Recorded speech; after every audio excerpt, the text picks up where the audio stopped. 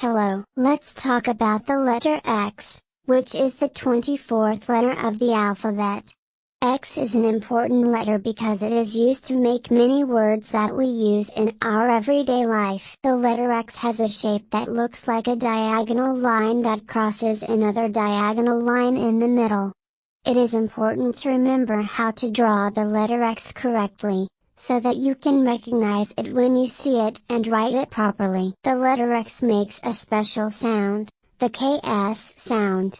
This sound is made by combining the sounds of the letters K and S. Some common words that start with the letter X include xylophone, X-ray, and fox. Words that have the letter X in them are not as common as some other letters, but they are still important.